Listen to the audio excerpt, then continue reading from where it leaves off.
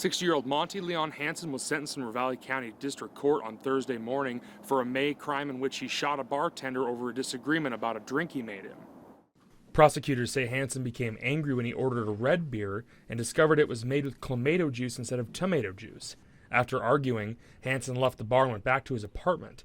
One of his neighbors was 29-year-old Joseph Lewis, who was the same bartender who made him the red beer. Hansen waited for him to come home and shot Lewis in the chest with a .357 Magnum handgun, firing 4 to 6 times. Lewis sustained major injuries but survived.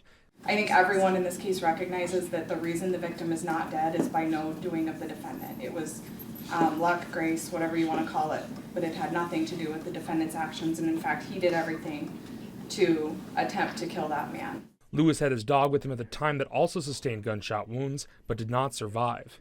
Hansen agreed to a plea deal that would send him to prison for 20 years in return for guilty pleas to attempted deliberate homicide, a felony, and animal cruelty, a misdemeanor.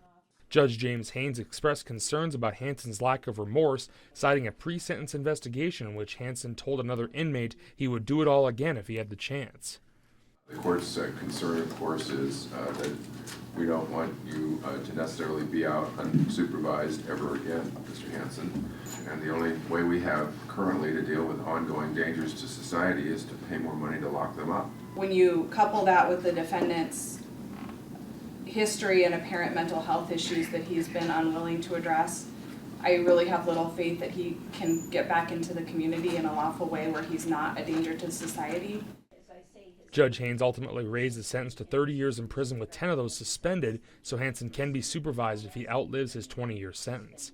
In Hamilton, Don Fisher, MTN News.